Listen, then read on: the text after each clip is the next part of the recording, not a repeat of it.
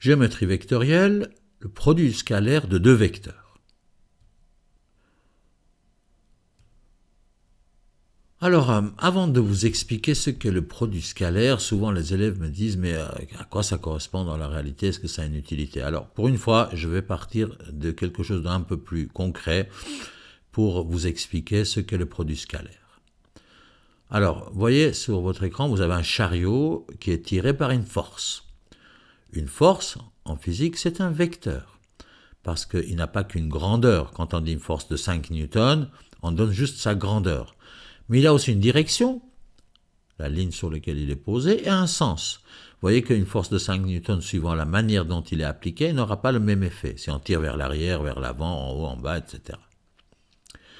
Maintenant, je vais vous parler de la notion du travail. Alors, pour ceux qui ont fait un peu de physique mécanique, peut-être ils connaissent ça.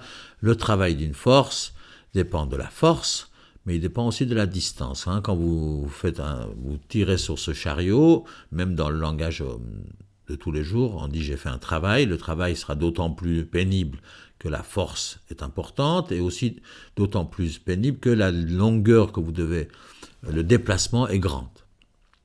Bien. Maintenant, on tire sur ce chariot avec une force F qui est dans une certaine direction et sens. Et ce chariot se déplace sur une certaine longueur. Le déplacement aussi peut être représenté par un vecteur, parce qu'il n'a pas qu'une grandeur, mais il est aussi dans une certaine direction et dans un certain sens. On aurait pu aller dans l'autre sens, vers le haut, vers le bas, etc. Maintenant, donc le travail, comme on a dit, dépend de deux grandeurs, de la force et du déplacement. Mais il dépend aussi de l'angle qu'il y a entre les deux. Ça, les élèves qui n'ont pas fait de physique, peut-être qu'ils ne se rendent pas compte, mais juste pour que vous puissiez quand même un peu intuitivement comprendre ce qu'on est en train de faire, l'effet de la force qui est appliquée à ce chariot dépend évidemment de la grandeur de cette force, mais aussi de l'angle qu'il fait avec le déplacement. Le mieux, ça aurait été de tirer directement vers la droite, horizontalement vers la droite. C'est là où on est le plus efficace. Mais parfois, ce n'est pas possible. Voilà, un chariot, vous avez une corde, vous tirez un peu vers le haut. Donc, la force que vous exercez n'est pas entièrement utilisée pour le déplacement. Vous tirez un peu vers le haut, ce qui ne sert pas à grand-chose dans notre déplacement, et puis un peu vers l'avant. Donc, le travail va donc tenir compte non seulement du déplacement et de la force, de leur grandeur, mais de l'angle qu'il y a entre les deux. On dit que le travail, c'est la grandeur de la force, la norme de ce vecteur, fois la norme du déplacement, de combien de mètres on s'est déplacé, mais aussi du cosinus de l'angle entre les deux. Je vous expliquerai tout à l'heure ce que ça veut dire. Mais pour l'instant, gardez ça. Si on voulait calculer le travail effectué par la force F, on devrait connaître la norme de cette force, 5 newtons. Vous voyez, en physique, souvent on dit une force de 5 newtons. On donne juste la grandeur. Mais il faut se rappeler que la direction et le sens sont aussi importants. Alors, la norme de cette force est de 5 newtons. Le déplacement, il est de 17 mètres. Et puis, l'angle entre les deux, disons, c'est à peu près 30 degrés. Ce qui nous permet assez facilement de calculer le travail de la force, F, donc c'est la norme de F fois la norme de D fois le cosinus de 30, ce qui fait un travail de 73,6 joules. Bon, ceux qui n'ont pas fait de la physique, qui ne voient pas du tout de quoi je parle, c'est pas grave. Gardez en tête que ce qu'on vient de faire là, quand on multiplie la norme d'un vecteur fois la norme d'un autre vecteur fois le cosinus de l'angle entre les deux, ça, c'est ce qu'on appelle le produit scalaire du vecteur F par vecteur D.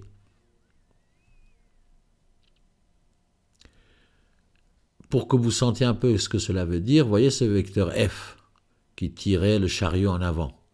Je vous ai dit, quand on ne tire pas dans la direction parallèlement au déplacement, on tire un peu vers le haut et un peu en avant. Ce qui nous intéresse ici, c'est quelle est la partie de la force qui tire vers l'avant. Pour ça, on doit projeter le premier vecteur sur le deuxième. Vous voyez le vecteur en jaune, vert clair, enfin c'est une couleur un peu indéfinissable. Ce vecteur-là, quand je vais appeler F1, bah, c'est la projection de F sur D. Au fait, c'est comme si, quand on tire avec la force F, c'est comme si on tirait en avant avec la force F1, qui est un peu plus petit que F. On est moins efficace en tirant un peu vers le haut que si on tirait vraiment dans la direction de déplacement. Donc, revenons aux mathématiques. Le produit scalaire de deux vecteurs, c'est comme si on multipliait la norme de la projection de F1 par D. Prenons un autre exemple, tout à fait abstrait cette fois. On a le vecteur A, dont les composantes sont 4 et 3. On a le vecteur B, dont les composantes sont 8 et moins 2. Et évidemment, on peut calculer le produit scalaire comme tout à l'heure. Calculer la norme de A, calculer la norme de B et multiplier par la cosinus de l'angle entre les deux. Mais il y a une autre manière de court-circuiter ça, si on a les données. On peut calculer le produit scalaire en multipliant les x ensemble et en les additionnant par le produit de y. Produit scalaire d'un vecteur par un autre, c'est x du premier fois le x du deuxième, plus y du premier fois le y du deuxième. Je ne vais pas vous faire la démonstration pourquoi ça, c'est la même chose que tout à l'heure. Mais juste pour que vous sentiez quand même que c'est quand même une relation entre les deux, les composantes donnent non seulement la grandeur de notre vecteur, mais aussi la direction et le sens de notre vecteur. Donc, ces informations sont comprises dans les composantes. Donc, voilà. Rappelez-vous maintenant qu'on peut aussi calculer le produit scalaire par la formule qui est sur votre écran. Dans notre cas, le produit scalaire de A par B, ça fera le x de A fois x de B, ça veut dire 4 fois 8, plus le y de A fois le y de B, donc 3 fois moins 2, ce qui nous donne 26. On serait arrivé exactement au même résultat si on avait pris l'autre formule. Mais pourquoi? À quoi ça sert cette deuxième manière de faire? Vous voyez, dans le produit scalaire, comme on l'a fait tout à l'heure, il y a la notion de cosinus alpha, le cosinus de l'angle entre les deux. De cette formule qui était la première qu'on a vue tout à l'heure. Le produit scalaire, c'est la norme du premier vecteur fois la norme du deuxième vecteur fois le cosinus de l'angle entre les deux. On peut isoler le cosinus de l'angle, qui nous fera le produit scalaire de A par B, divisé par la norme de A fois la norme de B. On peut calculer la norme de ces vecteurs. Vous vous rappelez peut-être dans la vidéo précédente, dans le premier vidéo je crois qu'on a fait sur les vecteurs, on peut facilement calculer la norme d'un vecteur qui est la racine carrée de son x au carré plus son y au carré. Ce qui donne la norme de A est égale à 5. Et la norme de B est égale à 68, son x au carré plus son y au carré sous racine.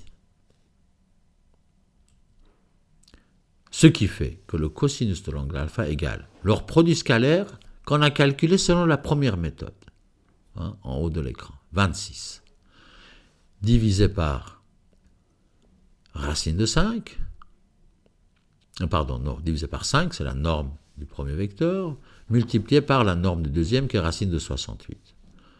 Si je calcule ça, j'obtiens 0,68. Avec ça, je peux calculer l'angle alpha. Si je connais le cosinus d'un angle, je peux trouver l'angle avec votre machine.